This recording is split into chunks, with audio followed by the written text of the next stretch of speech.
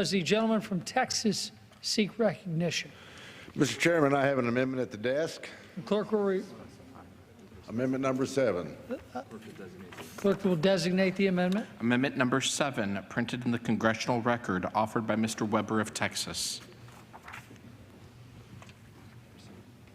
Pursuant to House Resolution 333, the gentleman from Texas and a member opposed each will control 5 minutes. The chair recognizes the gentleman from Texas. Thank you, Mr. Chairman. I rise to offer a common sense amendment to the Interior and EPA appropriations bill, which I hope all members can and will support.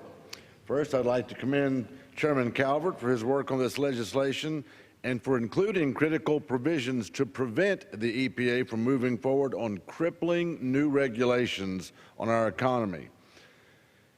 Mr. Chairman, since 2009, our job creators have faced an onslaught of regulations from the EPA, even as Congress has consistently reduced the agency's budget year after year.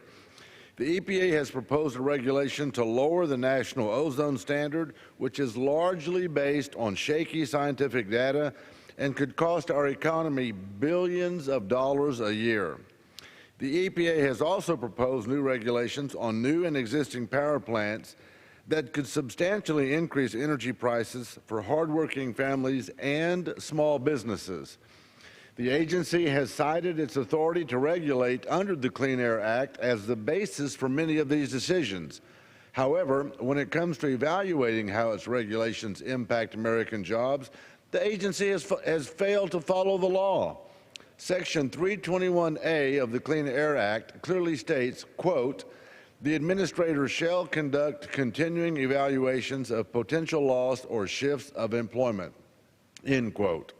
Last year, the EPA was sued because of its failure to comply with this provision. Additionally, we heard testimony last month before the Science, Space, and Technology Committee that further reinforced the EPA's failure to evaluate employment impacts as Congress has directed under Section 321A. It is unacceptable for the EPA administrators to cherry-pick the law based on their own ideological agenda. That is why I've introduced this amendment, which would ensure that EPA abides by the law and conducts ongoing evaluations of just how their actions impact jobs in America. I urge adoption of this amendment, and I reserve the balance of my time. Gentleman reserves. Does any member wish to rise in opposition? See none. The gentleman from Texas wish to reserve. The gentleman wish to yield back. Mr. Chairman, I'm simply going to urge adoption of the amendment, and I yield back. The gentleman yields back. The question is on the amendment offered by the gentleman from Texas. Those in favor say aye. Those opposed, no. The opinion of the chair, the ayes have it. The amendment is agreed to.